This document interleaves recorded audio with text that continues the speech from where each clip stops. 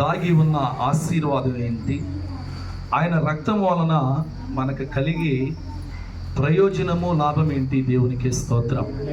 ప్రభు రక్తం ఎందుకు తీసుకోవాలో తెలుసా? ప్రభు రక్తం ఎందుకు తాగాలో తెలుసా? ప్రభు శరీరం మనం ఎందుకు తినాలో తెలుసా? ఒక మాటను మీకు చూపిస్తాను పరిశుద్ధ బైబిల్ గ్రంథంలో. మీరెవరు మాట్లాడొద్దు.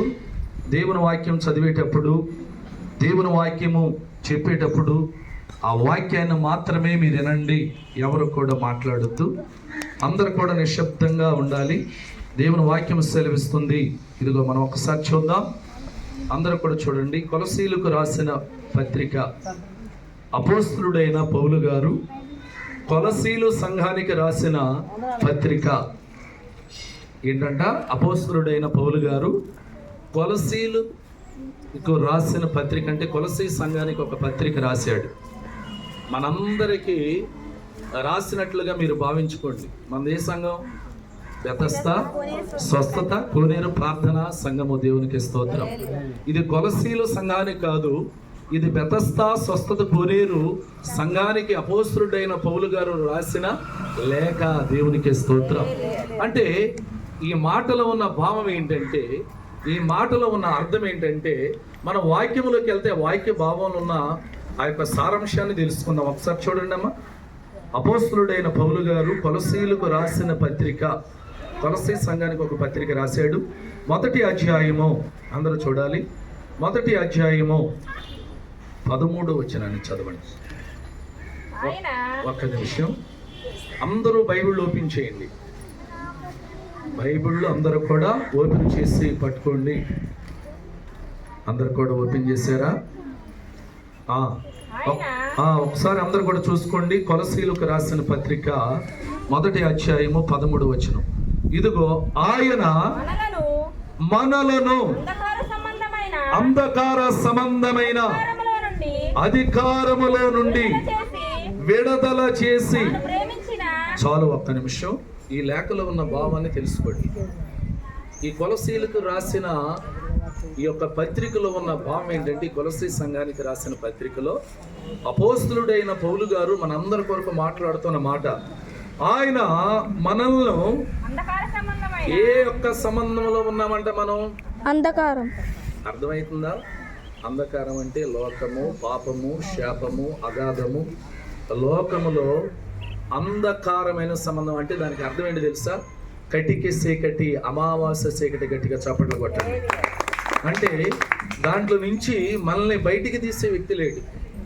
దాంట్లో నుంచి బయటికి ఆ యొక్క లాగే వ్యక్తి లేడు. ఎటు చూసిన అగాధములో మునిగిపోయాం, అగాధములో ఉండిపోయాం.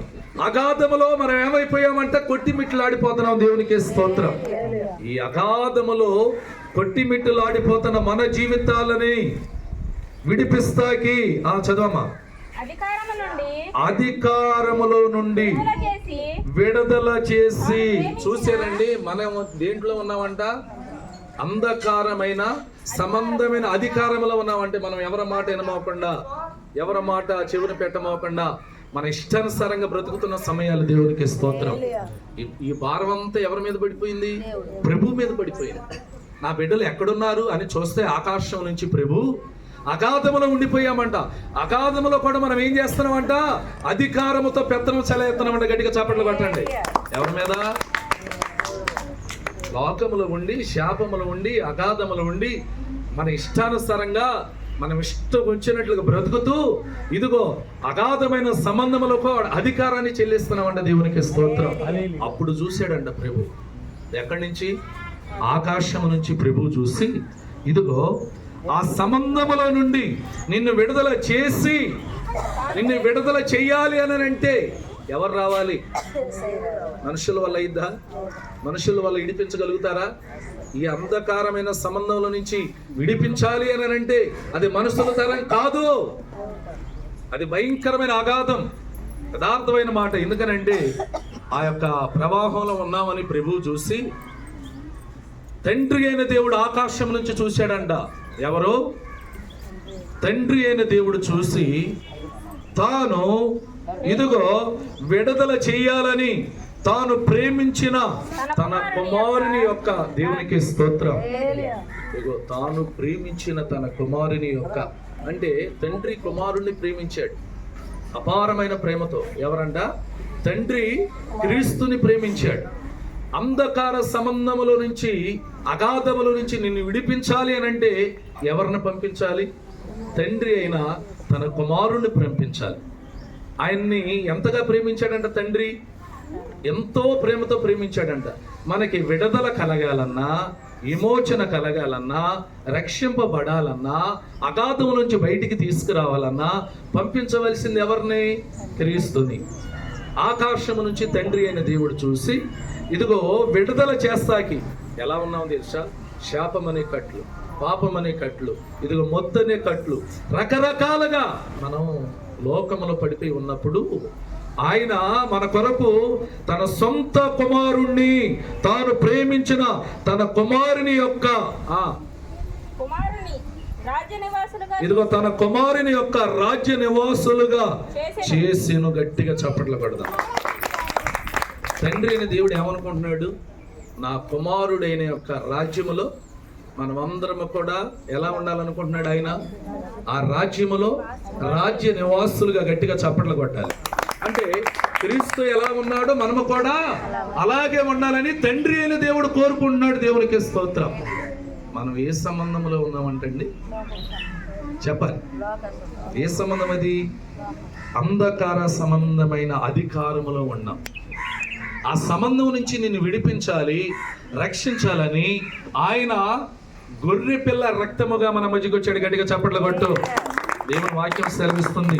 కాబట్టి ఆయన రాజ్యములో మీరందరూ కూడా నివాసులు చెయ్యాలి, నివాసులుగా ఉండాలి, ఆయన రాజ్యములో హక్కుదారులుగా ఉండాలి అని అంటే ఏం చేయాలి? చదవమ్మా. గట్టిగా చప్పట్లు కొట్టు. ఏ కుమారుడు? ఆ కుమారుడు ఎవరో చేయలేని త్యాగాన్ని చేసిన ఆ కుమారుడే మన దేవుడు. గట్టిగా చెప్పట్లు. ఎవరు చేస్తారు? ఇవాళ ఇదిగోండి, నేను యథార్థంగా చెప్తున్నాను, మన కొరకు చచ్చిపోమంటే నువ్వు చచ్చిపోతే నువ్వు చచ్చిపోయావు, కానీ నేనెందుకు చచ్చిపోయావు అనే కాడికి వచ్చి దేవుడికి స్తోత్రం. అవునా కాదా? ఎప్పుడో నీ ప్రాణం మీదకి వచ్చింది, నీ ప్రాణం పోతుంది, మాట వరకే చెప్పగలుగుతారు, కానీ నీ ప్రాణం పోయే ప్రాణాన్ని ఆయన ప్రాణం అడ్డేయాలంటే కష్టం. అలా చేసింది ఎవరంటే పరిశుద్ధాత్మ దేవుడు. ఆయనే రాజ్య నివాసి, ఆయనే పరిశుద్ధాత్మ దేవుడు.